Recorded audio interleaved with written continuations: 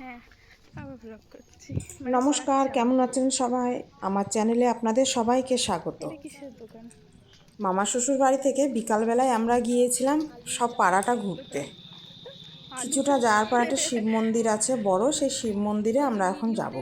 Post করার সময় এই যে শিব মন্দিরে চলে এসেছি। এই শিব মন্দিরে শিবরাত্রির দিন বড় করে অনুষ্ঠান হয়।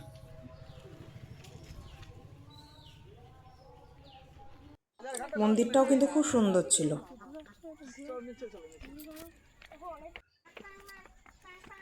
ততক্ষণে ফটোশুটগুলো চলুন হয়ে যাবে। আমরা এবার বাউরে নেমে যাচ্ছি। পারি ওই যে নৌকাটা দেখছেন, ওই নৌকায় করে আমরা ওপার হব, কিন্তু আমাদের বেরোতে বেরোতে একটু বেশি সন্ধে হয়ে গিয়েছে। নৌকাটা ওপার থেকে আসুক, ততক্ষণে এইখানে সব ছবি শ্যুট করে নেক। আর এখানে পরপর অনেকগুলো নৌকা বাঁধা আছে, এর মধ্যে ছোট ছোট ডুঙা, মাঝে মধ্যে একটা করে ছোট্ট ছোট্ট ডুঙা চলছে, তাতে করে ওরা মাছ ধরছে। আর দেখতে এত সুন্দর লাগছিল। এই যে নৌকাটা চলে এসেছে এপারে, আমরাও সবাই নৌকায় চেপে পড়েছি। এবার যাচ্ছি ওপারে নৌকায় করে। তবে ওপারে যেতে যেতে মনে হচ্ছে অন্ধকার নেমে যাবে।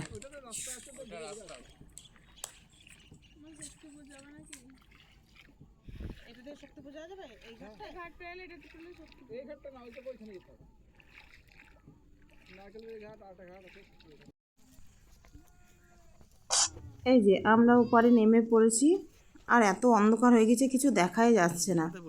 এদিকে সব জমি গম লাগানো আছে, ধনে, যে যেটা পেরেছে সে সেটা লাগিয়েছে। চলুন চলে যাই, বেশ অন্ধকার হয়েছে।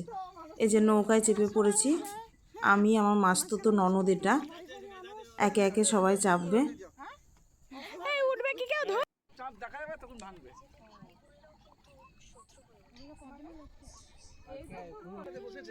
যে একসাথে সবাই নৌকা করে যাওয়ার যে কি একটা আনন্দ বলে বোঝানো যাবে না।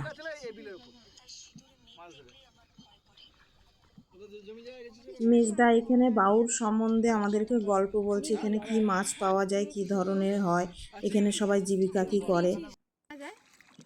আর এই দাঁড় দিয়ে জল টানার যে আওয়াজটা শুনুন, কি অপরূপ সুন্দর স্নিগ্ধ। বর্ষাকালে পাওয়া যায়।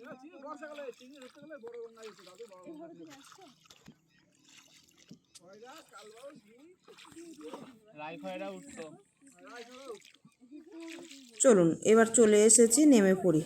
চারিদিকটা খুব অন্ধকার। এরপর আমাদের আবার বাড়ি যেতে হবে, বেশি রাত করলে হবে না। চলুন খাওয়া দাওয়া করে রাতের বেলায় বেরিয়ে পড়েছি, এবার আমরা বাড়ির পথ ধরেছি। তাহলে ভিডিওটি আজ এখানেই শেষ করলাম। যদি ভালো লাগে তাহলে লাইক কমেন্ট শেয়ার করে দিন, আর সাবস্ক্রাইবও করে দিন। সবাই ভালো থাকবেন। পরে আসবো আরেকটি নতুন ভিডিও নিয়ে।